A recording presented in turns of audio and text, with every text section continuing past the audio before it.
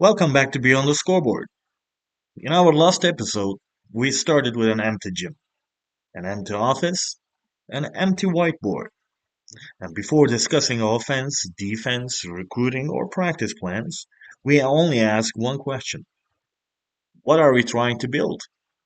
Because every great program begins with a vision. Today, I would like to ask a different question. How does a vision become reality? Because every coach has ideas, values, beliefs about leadership, teamwork, accountability, discipline, and excellence. But ideas alone never change behavior. Vision definitely inspires people, and standards transform people, and that's the difference. I've seen coaches spend hours talking about culture, writing mission statements, printing slogans on locker room walls, creating motivational posters. None of those things build culture. Daily behaviors do. And daily behaviors are shaped by standards. I believe one of the greatest responsibilities of a head coach is making expectations unmistakably clear. Imagine walking into your locker room and asking every player the same question. What does excellence look like in your program? Would every player answer the same way?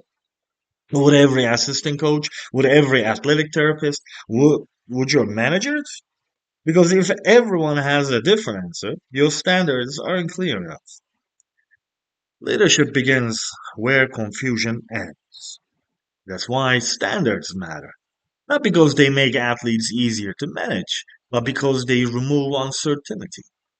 One lesson I have learned over the years is that coaches often confuse rules with standards. I think they are completely different.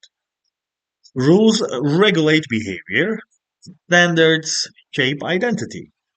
Rules tell people what they can or cannot do, and standards explain who we are. A rule says, don't be late, but a standard says, we respect other people's time because we respect each other. A rule says, wear your team gear. A standard says, everything we do represents this program, whether anyone is watching or not.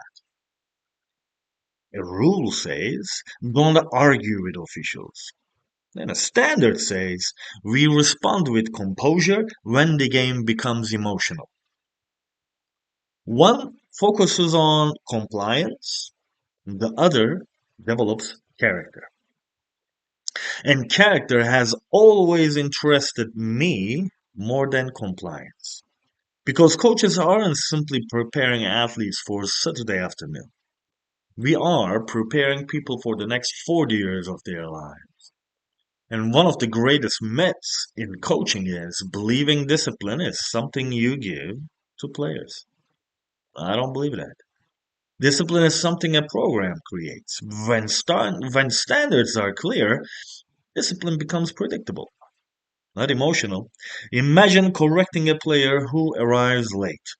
Many coaches respond with frustration. Well, they may say, I'm disappointed. You let the team down. This cannot happen again. But what if the conversation sounded different? For example, this isn't consistent with who we said we are. See, there, notice what changes? The coach isn't defending their authority. They are protecting the identity of the program. And that's a real leadership. Leadership isn't about reminding people who is in charge. Leadership is protecting what matters most. The strongest leaders I have observed rarely raise their voices. They rarely make situations personal. Their authority comes from consistency, not emotion. People trust leaders who remain faithful to the standards they established long before difficult moments arrive. Research examining successful university basketball coaches found that sustained excellence came from aligning daily leadership, organization, and athlete development with a clearly understood vision.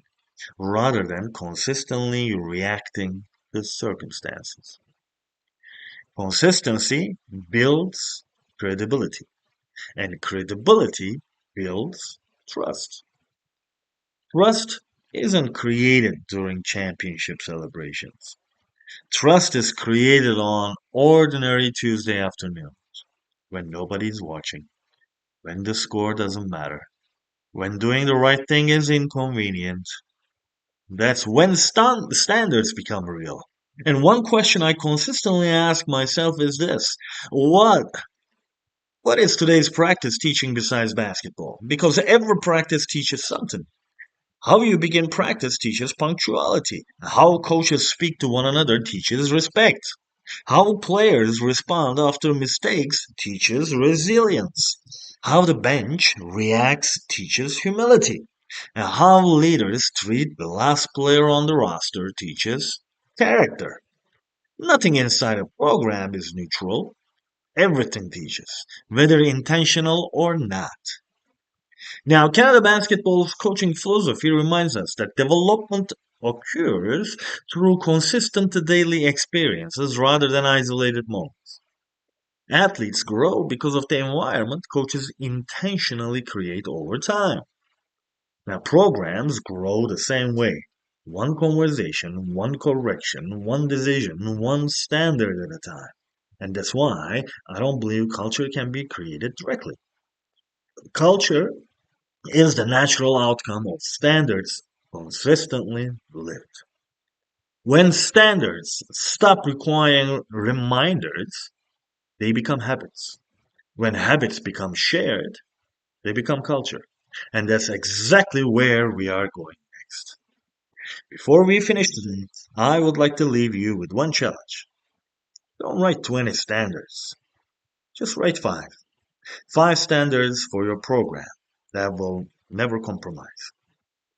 Five standards every player should know without looking at a poster. Five standards every assistant coach should model every single day. Then ask yourself one final question. If I quietly stepped away from this program for 1 month, would those five standards still be alive? Because if they disappear, when the coach disappears, they were never standards. They were just instructions. Vision tells us where we are going, and standards determine how we will travel together. And when standards become habits, culture begins. And that's where we will continue our journey in episode 3. I'll see you next time.